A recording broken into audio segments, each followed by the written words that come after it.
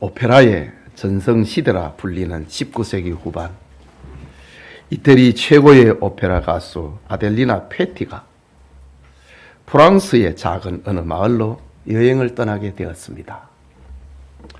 그녀는 여행을 가기 전에 우체국을 찾아가 우편물이 오면은 여행지 마을로 보내달라고 부탁했습니다. 여행 중 어느 날 그녀는 우편물을 찾으러 동네 우체국으로 찾아가 혹시 아델리나 페티에게 온 우편물이 있습니까? 라고 물었습니다. 직원은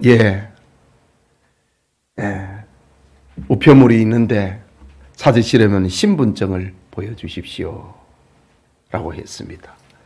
그런데 페티는 신분증을 가방에 두고 가지고 오지 않았습니다. 호주머니를 뒤졌더니 자기 명함 하나가 나왔습니다. 그것을 우체국 직원에게 내밀었습니다. 직원은 이것으로는 신분을 증명할 수가 없다며 거절합니다. 한참을 망설이던 페티는 노래를 부르기 시작했습니다.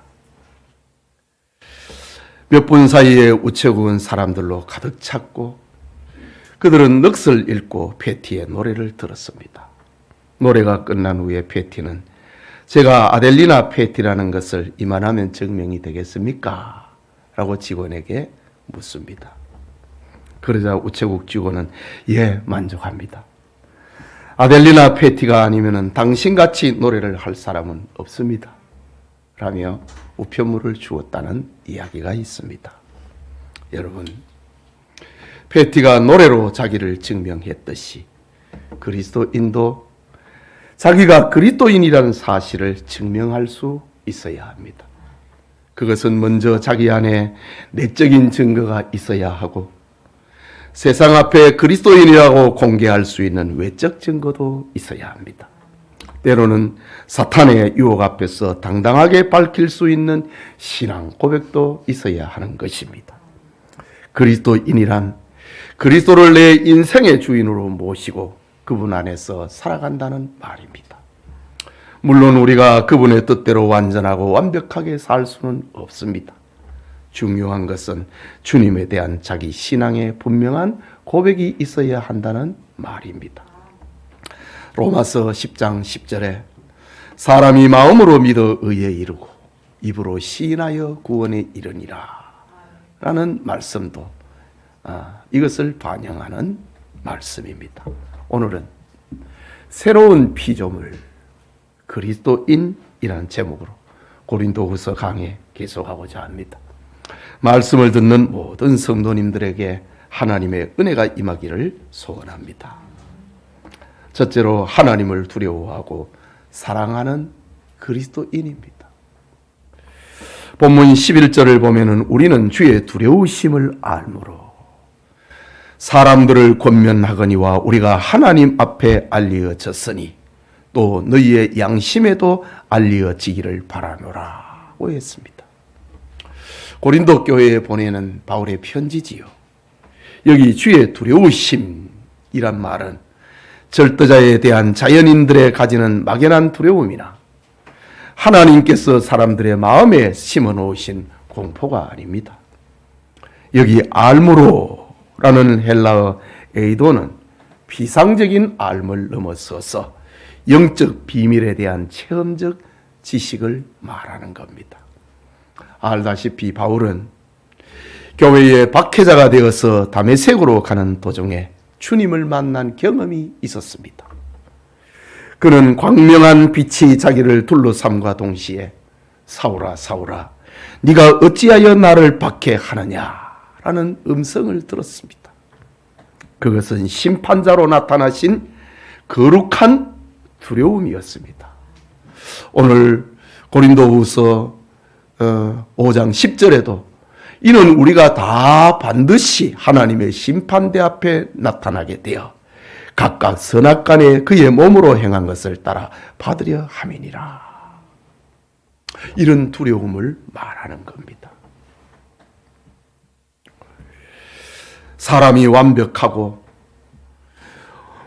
모든 사람의 행실을 선악간에 심판하실 하나님을 안다면 사람은 하나님을 두려워하고 그 앞에서 모든 행실을 바르게 하지 않을 수가 없는 겁니다. 바울은 지금 그 두려움을 아는 사람으로서 고린도 교회 교인들에게 그들의 양심에도 이런 두려움이 있기를 당부하고 있는 겁니다. 계속해서 12절을 보면은 우리가 다시 너희에게 자천하는 것이 아니요 오직 우리로 말미암아 자랑할 기회를 너희에게 주어 마음으로 하지 않고 외모로 자랑하는 자들에게 대답하게 하는 것이라고 했습니다. 여기 우리가 다시 너희에게 자천하는 것이란 말은 사도 바울이 자기를 고린도 교회의 사도라고 다시 소개하는 것을 말합니다. 바울은 더 이상 그렇게 하지 않겠다고 합니다. 그러면서 마음으로 하지 않고 외모로 자랑하는 이들, 그들에게 대답하게 하는 것이라고 했습니다. 마음으로 하지 않고 외모로 하는 자들, 그들이 누구입니까? 바울이 떠난 뒤에 고린도 교회에 슬며시 들어와 진리를 전파한다는 명분으로 돈을 구하고 명예를 추구하는 이단자들, 율법주의자들을 가리키는 말입니다. 바울은 고린도 교회 교인들이 하나님을 두려워하는 마음을 가지고 바울이 사도라는 사실을 알고 이단자들과 유대주의자들에게 대답하여 그들 스스로 대적들을 물리칠 수 있기를 바란다는 그런 말입니다. 여러분, 바울이 고린도 교회 교인들에게 전한 말씀 중에 그가 황홀한 상태에서 받은 특별 계시도 있고 누구나 알아들을 수 있는 말로 선포한 것도 있었습니다. 하지만 바울을 비방하던 이단자들은 이것을 문제로 삼고 바울은 미쳤다, 특별 계시에 대한 이야기를 했다고 바울은 미쳤다라고 비방하고 조롱했습니다. 이런 사실에 대하여서 13절에 대답합니다.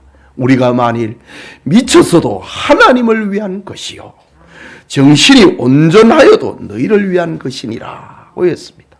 즉 바울은 자신이 황홀경에서 받은 특별 계시나 때로는 누구나 알아들을 수 있는 말로 복음을 전했는데 그것은 대적들이 뭐라고 비방하든지 간에 내 의지대로 한 것이 아니고 하나님께서 인도하는 대로 한 것이라고 합니다. 하나님을 위한 것이었고 너희를 위한 가르침이었다. 전적으로 하나님을 위하고 고린도 교회를 위한 것임을 밝히고 있습니다. 바울은 철저하게 자기 중심이 아닌 하나님과 고린도 교인들을 위하여서 사도의 직분을 감당했다는 것입니다. 그러면서 14절 전반부에 말을 합니다. 그리스도의 사랑이 우리를 강권하시는도다. 내가 미쳤어도 하나님을 위한 것이고 정신이 온전하여도 너희를 위한 것인데 내가 한 것은 내가 아니고 하나님의 사랑이, 그리스도의 사랑이 나를 강권하여서 한 것이다 라고 합니다. 여기 강권하시도다, 헬라말 시네코입니다. 이것은 둘러싸고 밀어내는 걸 말합니다. 내 의지하고 관계없이 둘러싸여서 밀려가는 것, 이 강권입니다. 둘러싸여서 붙들렸다는 말입니다. 바울의 사도적인 삶은 그리스도의 사랑에 붙들려서 불가항력적으로 이끌려온 그런 삶이었다는 것이지요. 즉 바울은 그리스도의 사랑에 둘러싸여서 사도의 직분을 감당했고 고난을 당해도 그리스도의 사랑에 이끌려 가지고 내가 이길 수 있었고 물질을 바쳐도 아까운 것이 없었다는 말입니다. 바울은 이처럼 하나님을 두려워함과 그리스도의 사랑에 포로가 되어서 사도의 직분을 감당했노라고 고백을 담고 있는 겁니다. 하나님의 사랑에 포로가 됐다. 여러분, 주 2세기경의 로마 총독은 사도 요한의 제자 폴리갑을 감독을 잡아서 죽이려고 합니다. 장작을 쌓아놓고 기름을 붓고 그 위에 폴리갑 감독을 결박하여 기둥에 묶고 불을 붙이려고 합니다. 그 순간 폴리갑의 얼굴은 천사의 얼굴과 같았다고 합니다. 사형 집행관은 지금이라도 예수를 모른다고 말하면 죽이지 않고 풀어주겠다라고 약속합니다. 폴리갑은 대답합니다. 예수님께서 나를 86년 동안 사랑하시되 한 번도 모른다고 한 일이 없는데 내가 어떻게 예수님을 모른다고 할 것인가 하면서 기쁨으로 순교했다고 합니다. 이런 경우에 그리스도의 사랑에 붙들렸다. 그리스도의 사랑에 강건하심으로 순교의 자리에까지 나아가게 된 겁니다. 예수님은 베드로에게 나를 사랑하느냐? 네가 나를 사랑하느냐? 라고 물으시면서 내 어린 양을 먹이라, 내 양을 치라, 내 양을 먹이라 라고 말씀하셨습니다. 하나님을 두려워하고 그리스도의 사랑에 이끌리는 사람이어야만 하나님의 양을 먹일 수가 있고 주님을 끝까지 따라갈 수 있다는 말입니다. 그리스도 안에서 우리는 새로운 피조물이 됐다. 그것은 하나님을 두려워하고 그리스도의 사랑에 포로가 되어 있는 사람을 말하는 겁니다. 이런 하나님을 향한 두려움과 사랑이 우리 교우들에게도 있기를 축복합니다. 둘째로 새로운 피조물이 된 그리스도인입니다. 사도 바울은 이제 고린도 교회에 들어와 바울을 비판한 이단자들의 비난을 일축을 하면서 그가 전할 본질적 메시지를 들려주고 있습니다. 그것은 예수 그리스도의 대신 죽음과 그리스도의 죽음이 우리에게 가져오는 엄청난 결과에 대해서 알려주는 겁니다.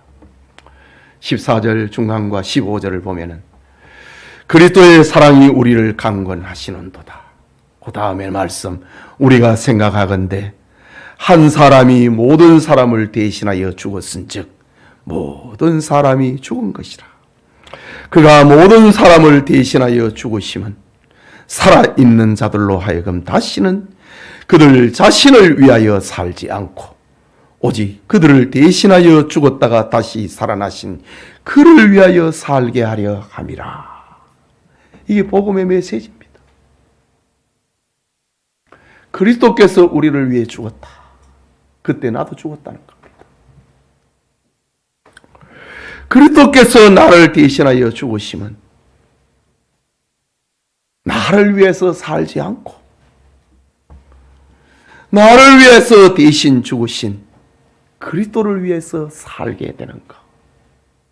이 새로운 피조물에 대한 메시지를 들려주고 있습니다. 모든 사람의 죽음을 상징하는 것. 그것이 그리스도의 죽음이라고 합니다. 그 결과 우리는 자기를 위하여 살지 않고 주님을 위하여 살아야 한다는 말입니다. 16절을 보면은 그러므로 우리가 이제부터는 어떤 사람도 육신을 따라 알지 아니하노라. 비록 우리가 그리스도도 육신을 따라 알았으나 이제부터는 그같이 알지 아니하노라 했습니다. 이것은 그리스도의 죽음이 가져다 주는 변화의 첫 번째를 말하는 겁니다. 그것은 먼저 사건과 사람을 바라보는 관점의 변화입니다. 새로운 피조물이다. 이것은 어떤 사건을 바라본다. 어떤 사람을 쳐다본다. 이 사람을 보고 사건을 쳐다보는 그 관점이 변화가 되는 것. 그걸 말하고 있는 겁니다. 우리가 이제부터는 어떤 사람도 육신을 따라 알지 아니하노라. 이전에 나는 죽었기 때문입니다. 그리스도를 위하여 살게 되었기 때문입니다. 비록 우리가 그리스도도 육신을 따라 알았으나 이제부터는 그와 같이 알지 아니하노라 라고 했습니다. 예전에 바울은 사람들을 육신을 따라 보았고 그리스도조차도 육신을 따라 보았습니다. 그래서 하나님의 아들이라고 말하는 예수님을 신성을 모독하는 것으로 여겼고 그를 십자가에 죽이는 데 동의했습니다. 그를 따르는 교인들을 박해했습니다. 육신을 따라 보았기 때문입니다. 하지만 지금은 세상적인 관점에서 사람을 보지 않고 성령께서 보게 하시는 믿음의 눈으로 사건을 보고 사람을 보는 변화가 자기에게 일어났다는 겁니다. 여러분, 예수님을 믿는다. 그리스도 안에서 새로운 피조물이 되었다. 그것은 어떤 사물을 본다. 어떤 사람을 본다. 관점의 변화가 일어나는 겁니다. 불신자들이 불쌍하게 보여야 되고 불신앙의 사람이, 불순종의 사람이 불쌍하게 보이는 겁니다. 이것이 새로운 피조물의 모습입니다. 이것을 가리켜서 17절에 그런즉 누구든지 그리스도 안에 있으면 새로운 피조물이라. 이전 것은 지나갔으니 보라 새 것이 되었도다 라고 합니다. 여기 그리스도 안에 있으면 이게 무슨 말입니까? 서문에서 살펴보았지만은 그리스도께서 그의 십자가 사랑으로 이루신 것을 나의 삶으로 받아들이는 것. 예수님이 십자가에 못 박혀 죽었다. 그거를 내 삶으로 받아들이는 것. 나도 그때 죽었다. 이제 내가 사는 것은 주를 위해 사는 것이다. 이것이 그리스도 안에서 라는 말입니다. 이것은 하나님의 은혜로 성령의 역사로 예수 그리스도를 알고 믿으며 그를 따르는 삶을 살게 되는 것, 그것이 바로 그리스도 안에 있는 새로운 피조물이라 라는 겁니다. 누구든지 그리스도 안에 있으면 새로운 피조물이 됩니다. 함께 노래 부를 수 있고 함께 기도할 수 있고 함께 일할 수 있습니다. 그리스도 안에 있으면 새로운 피조물이다 라는 것 말입니다. 또한 예수 그리스도 안에서 새 사람이 된 사람은 다른 사람을 향하여서도 새로운 피조물로 보는 믿음의 눈이 떠지는 것입니다. 바울은 고린도 교인들이 그리스도 안에서 새로운 피조물이 되어서 하나님의 사람 바울을 바로 이해하고 이단자와 유대주의자들을 분별할 수 있는 그런 안목을 가지기를 바라는 그런 바람을 이렇게 표현하고 있습니다. 흔히 인간의 본성은 바뀌지 않는다는 말을 합니다. 즉 인격을 도야하고 수행을 하여 어느 정도 변화를 꾀하기도 하지만 인간은 결국 자기 중심으로 살아가는 어쩔 수 없는 인간의 모습이라고 사람들은 말합니다. 그 본성은 안 바뀐다. 본래 이기적인 인간이기 때문에 이웃에게 유익한 존재가 되라고 변화를 요구하는 것은 무리한 요구가 아닌가? 라는 말이지요. 또 재버릇 개 못 준다 라는 속담도 있습니다. 이건 역시 작은 나쁜 버릇도 고치기 힘든다는 말이죠. 지버릇 개 못 준다. 그대로 나온다는 말입니다. 이처럼 인간 사회에서는 새로움을 기대하는 것은 무리입니다. 그런데 바울은 본문에서 그리스도 안에 있으면, 아니 누구든지 그리스도 안에 있으면 새로운 피조물이라 라고 단호하게 말하고 있습니다. 이것은 세상의 지식과 지위와 교양과 수양으로 새로워지는 것이 아니고 오직 그리스도 예수 안에 있을 때 새롭게 거듭난다는 뜻입니다. 여러분, 기독교 역사상 수많은 사람이 예수 그리스도를 만남으로 이전과는 전혀 다른 삶을 살게 된 이들이 얼마나 많습니까? 이것은 그리스도를 대속의 제물로 삼으신 하나님의 능력이 함께하기 때문에 가능한 것입니다.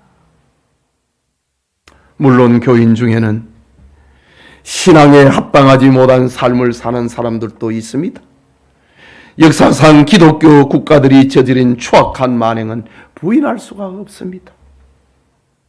그들은 마치 회칠한 무덤처럼 그리스도인이라고 하는 가면을 쓰고 있지만 그리스도 안에 있는 자들이 아니기 때문에 일어난 일들입니다. 그리스도 안에 있는 자가 아니기 때문에 불신앙의 언행을 서슴지 않는 겁니다. 이런 일을 보면서 사람들은 하나님께서 정말 사람을 새롭게 하시는 분인가? 라는 의문을 가지기도 합니다. 실제로 많은 사람들이 이런 이유로 교회를 등지거나 기독교에 반대하는 일에 앞장서기도 합니다. 변하지 않더라는 거지요. 여기에 실망하지 않고 교회를 떠나는 이들이 있다는 말입니다. 그러나 우리는 그리스도를 사칭하는 교인들의 언행에 경계해야 하지만은 하나님의 선하심과 하나님의 새롭게 하시는 능력을 의심해서는 안 됩니다. 하나님의 말씀과 성령을 체험하는 사람, 그리스도 안에 있는 사람은 누구든지 새롭게 되기 때문입니다.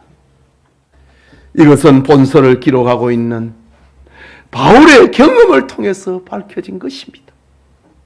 독실한 유대주의자였던 바울은 자신의 지위와 율법의 지식을 앞세워서 예수 믿는 자들을 박해했습니다. 그러나 다메섹에서 부활하신 예수 그리스도를 만나고 난 다음에 180도 변화되어 오직 예수 그리스도를 증거하고 전하는 자가 되었습니다. 바울은 이렇게 자기 체험을 바탕으로 성령에 이끌려서 누구든지 그리스도 안에 있으면 새로운 피조물이라 확실하게 말하고 있는 겁니다. 여러분, 오늘날 많은 기독교 교육학자들은 기독교 교육의 궁극적인 목적을 교양에 두지 않습니다. 수양에 두지 않습니다. 가르침에 두지도 않습니다. 기독교 교육의 궁극적인 목적을 하나님과의 만남에 둡니다. 이것이 기독교 교육학입니다. 하나님을 만나야 된다. 그 중에 미국의 유니온 신학교의 교수였던 루이스 쉐릴은 그의 책 만남의 기독교 교육이라는 책에서 이런 말을 합니다. 기독교 교육의 궁극적인 목적은 하나님을 만나 그와 교제하게 하는 데 있다라고 했습니다. 하나님을 인격적으로 만나고 하나님을 체험해야만 완전한 새 사람, 새로운 피조물로 변화된다는 말입니다. 그 만남의 절정을 바울은 자기 고백을 통해서 표현합니다. 갈라디아서 2장 20절에 내가 그리스도와 함께 십자가에 못 박혔나니 그런즉 이제는 내가 사는 것이 아니요 오직 내 안에 그리스도께서 사시는 것이라. 이제 내가 육체 가운데 사는 것은 나를 사랑하사 나를 위하여 자기 자신을 버리신 하나님의 아들을 믿는 믿음 안에서 사는 것이라. 이것이 하나님 체험, 하나님 만남입니다. 누구든지 그리스도 안에 있으면 새로운 피조물이라. 이 만남을 두고 하는 말입니다. 우리 성도님들에게 그리스도 안에서 새로운 피조물이 되는 주님을 만나는 은혜가 우리에게 있기를 축복합니다. 마지막으로 새로운 피조물이 된 그리스도인은 하나님과 화목하고 이웃을 화목하게 하는 그리스도인입니다. 본문 18절에 모든 것이 하나님께로서 났으며 그가 그리스도로 말미암아 우리를 자기와 화목하게 하시고 또 우리에게 화목하게 하는 직분을 주셨으니라고 합니다. 여기 모든 것이 하나님께로 났다. 이 말은 사도 바울의 개인 구원뿐만이 아니라 그의 남은 인생을 통하여서 받은 사명도 하나님으로부터 온 것이라고 하는 자기의 사도성을 두고 하는 말입니다. 즉 하나님의 구원 계획을 깨달은 것이 바울의 하나님 중심 신앙의 출발점이 되었다는 것입니다. 바울은 새로운 피조물의 본질은 하나님과 화목하게 된 존재라고 합니다. 우리가 하나님과 화목하게 된 것은 우리가 하는 일이 아니요, 우리가 할 수 있는 일도 아닙니다. 그것은 오직 하나님만이 하실 수 있는 일입니다. 그리고 하나님께서 우리에게 화목하게 하는 직분을 주셨다고 합니다. 우리에게 화목하게 하는 직분을 주었다. 이게 무슨 말인가? 첫째는 우리가 사람을 하나님과 화목하게 하는 사람이 아니고, 너 하나님과 화목해라, 그런 사람이 아니고, 하나님께서 일방적으로 우리를 당신과 화목하게 하신 사실을 깨닫고 그리스도를 보내어 가지고 그리스도를 쫓게 하심을 통해서 하나님께서 우리와 화목하게 하셨다. 이 사실을 깨닫고 그 화목의 은혜를 입은 사람, 그런 사람답게 사는 것을 말합니다. 화목하는 직분. 또 하나는 그 놀라운 화목의 은혜를 받은 사람은 다른 사람들에게도 알려서 그들로 하여금 하나님의 화목의 복음을 받아들이고 하나님과의 화목한 관계 속에 들어오게 하는 사명을 말합니다. 그것이 전도요 선교입니다.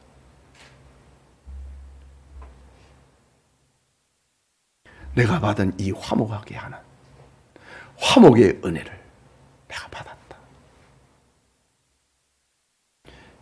이 은혜를, 하나님의 일방적인 이 은혜를 그리스도의 죽음을 통하여서 우리에게 주신 이 화목하게 된 이 은혜를 다른 사람들에게도 알려주어 가지고 너도 그리 해봐라. 이것이 화목하게 하는 직분, 바로 전도요 선교인 겁니다. 이것을 구체적으로 설명하는 것이 19절에서 21절의 말씀입니다. 곧 하나님께서 그리스도 안에 계시사 세상을 자기와 화목하게 하시며 그들의 죄를 그들에게 돌리지 아니하시고 화목하게 하는 말씀을 우리에게 부탁하셨느니라. 그러므로 우리가 그리스도를 대신하여 사신이 되어 하나님이 우리를 통하여 너희를 권면하시는 것 같이 그리스도를 대신하여 간청하노니 너희는 하나님과 화목하라. 하나님이 죄를 알지도 못하신 이를 우리를 대신하여 죄로 삼으신 것은 우리로 하여금 그 안에서 하나님의 의가 되게 하려 하심이라 했습니다. 하나님께서는 우리를 당신과 화목하게 하시려고 우리의 모든 죄를 우리에게 돌리지 않고 예수 그리스도에게 돌리셨다고 합니다. 그리스도는 우리를 대신하여 십자가에 죽으셨습니다. 이렇게 하나님은 우리와 화목하게 된 관계를 다시 회복시킨 것이지요. 하나님은 이 놀라운 소식을 세상에 알리게 하셨습니다. 하나님과 우리가 화목하게 된다. 그걸 우리로 하여금 믿어지게 하고 알게 하셨다. 이거를 다른 사람들에게도 알려주어라. 바울은 지금 이 사명에 끌려가지고 지금 고린도 교회의 편지를 쓰고 있는 겁니다.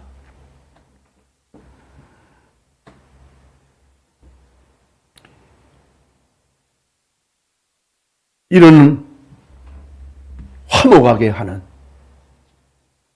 그 사명에 끌리는 자들이 이 땅에도 복음을 전했어.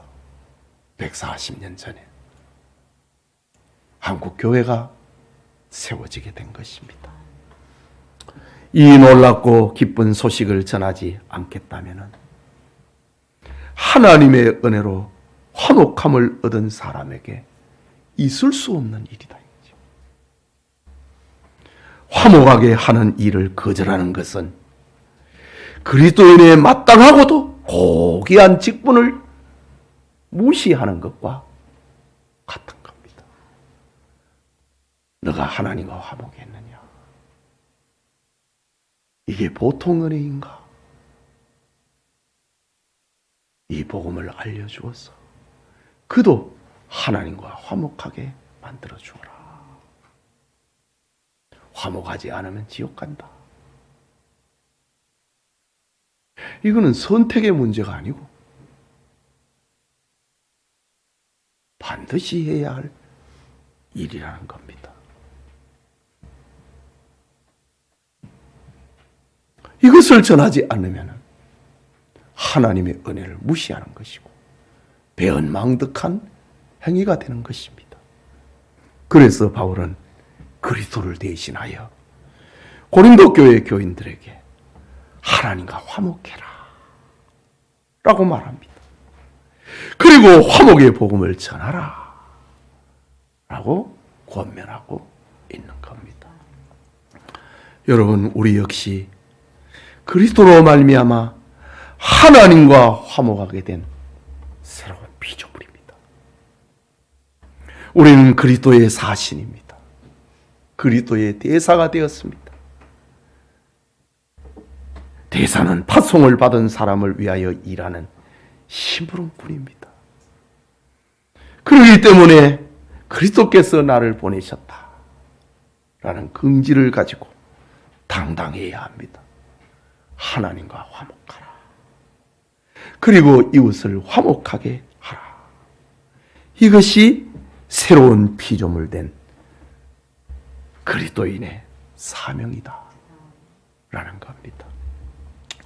사랑하는 우리 영찬의 성도 여러분, 오늘 또 헌신 예배 드리는 이웃사랑위원회 교우 여러분, 세계적인 부호 존 록펠러의 이야기를 하고 말씀을 마치고자 합니다.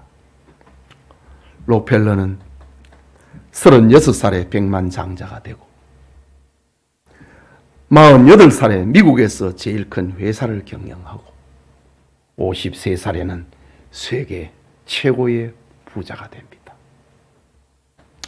이런 과정에서 록펠러는 온갖 수단을 동원하여 경쟁회사를 무너뜨리고 합병하고 시장을 독점하기도 했습니다. 특히 록펠러는 정미 광산 노조가 주도하는 노동쟁의에 민병대를 투입을 해갖고 50여 명을 숨지게 한 리드로 학살 사건은 지금도 록펠러 집안의 오점으로 남아 있습니다.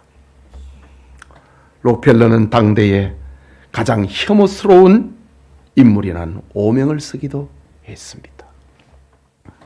그런 록펠러가 55살에 알로페시아라는 병, 머리가 빠지는 그런 불치의 병에 걸리면서 인생의 전환기를 맞이합니다.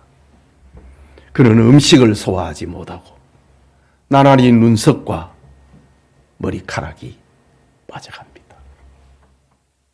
그의 전기를 보면은요, 사람들에게 자기의 병을 알리지 않으려고 머리카락이 빠지는 그만큼 2주마다 한 번씩 가발을 바꿨습니다.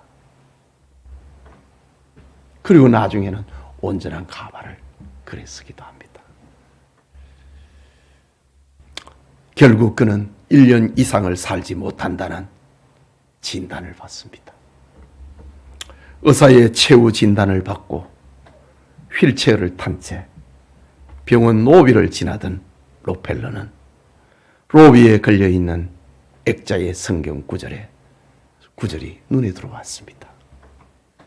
사도행전 20장 35절의 말씀이었습니다.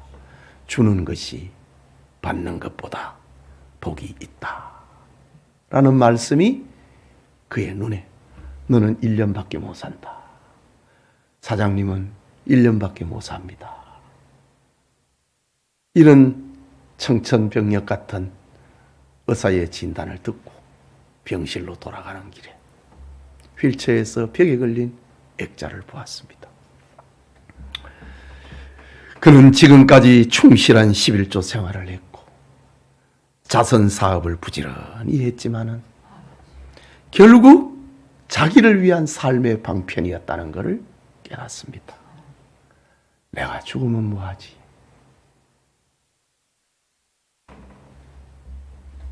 당시의 신문 기사는 록펠러에 병들었다고 하는 여기는 관심이 없고 그가 죽으면 그 많은 재산은 누가 가지는 거야? 여기에 대해서 기사를 쓰기 시작합니다. 록펠러는 서글펐습니다. 그는 하나님의 말씀에 감동을 받아 그때부터 나누는 삶을 살기로 작정합니다. 시한부 인생이 된 그는 회사를 은퇴하고 성경의 삭개오처럼 본격적으로 나눠주는 삶을 이어갑니다. 그런데 그는 이 일을 하면서 그의 몸은 빠른 속도로 회복이 되는 기적을 체험합니다. 시한부 인생이었지만 그날로부터 40년을 더 삽니다. 그리고 97살에 소천합니다. 그는 사회 사업에 3억 5천만 달러를 기부했습니다. 록펠러 재단을 세워서 기아 건설, 인구 문제 해결, 대학 발전, 문화 발전, 아시아와 아프리카 등 개발도상국 원조를 비롯한 다양한 활동을 하면서 그 시대에 220억 달러, 우리 돈으로 하면 얼마입니까? 30조 원입니까? 이런 어마어마한 돈을 세계에 기부합니다. 또한 그는 미국 전역에 1000개의 교회를 건축을 하여 하나님께 봉헌했습니다. 록펠러는 인생 후반기에 하나님의 말씀에서 하나님을 체험을 하고 그리스도 안에서 새로운 피조물이 됐습니다. 그는 어릴 적부터 신앙을 배운 사람입니다. 어머니로부터 철저한 11조 생활을 배웠던 사람입니다. 그런 그가 53살에 병을 진단을 받고 그때부터 새로운 피조물이 됩니다. 그를 통해서 미국을 비롯한 전 세계의 기업과 윤리라고 하는 새로운 언어가 등장을 하고 새로운 기준을 제시하게 됩니다. 이것이 새로운 피조물 된 록펠러의 삶이었습니다. 여러분, 오늘날 사람들은 매니아라는 말을 좋아합니다. 게임 매니아, 자동차 매니아, 무엇인가를 미치도록 좋아한다는 말입니다. 그리고 보면 사람들은 저마다 무엇인가에 열광합니다. 그런데 대부분의 사람은 돈과 명예와 권력, 신상품과 명품에 미쳐서 인간으로서의 품위를 버리고 추한 꼴을 보이고 있는 겁니다. 우리는 그리스도 안에서 새 사람이 됐습니다. 우리는 하나님의 나라의 열광하는 사람이 되어야 합니다. 우리는 하나님을 두려워하고 하나님을 사랑하는 그리스도인이 되어야 하는 겁니다. 새로운 피조물이 된 그리스도인으로 살아야 하는 겁니다. 하나님과 화목하고 이웃을 화목하게 하는 그리스도인으로 살아야 하는 겁니다. 우리 가정을 통해서, 나라를 통해서 가정과 이웃과 사회가 오늘부터라도 조금씩 달라지기를 주님의 이름으로 축복합니다. 우리 말씀을 생각하고 우리 같이 기도합시다. 누구든지 그리스도 안에 있는 자는 새로운 피조물이라. 보라, 이전 것은 지나갔으니 새 것이 되었도다. 이것이 그리스도인의 삶입니다.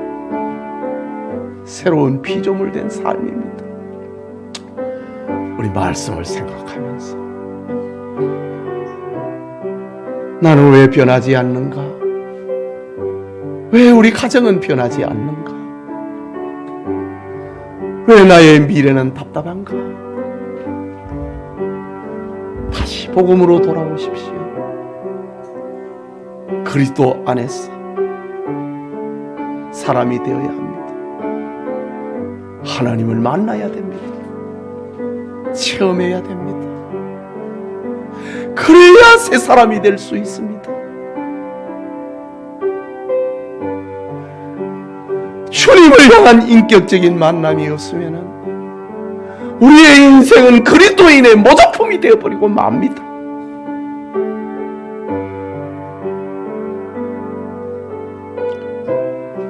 로펠러도 그랬다고 자기가 간증을 합니다. 어릴 적부터 배워왔던 철저한 11조 생활, 수많은 사회사업들, 세계 최고의 부자가 되어서 기부를 했던 이것이 다 나를 위한 삶이었구나. 그것을 깨닫고 하나님의 말씀을 읽는 순간에 새 사람이 됐습니다. 그것이 하나님을 만나는 겁니다. 하나님을 만난다고 하는 것, 자꾸 신비 세계만을 생각하지 마십시오. 하나님의 말씀은 우리를 만나주시는 확실한 인격적인 표현입니다. 누구든지 그리스도 안에 있으면 새로운 피조물이라.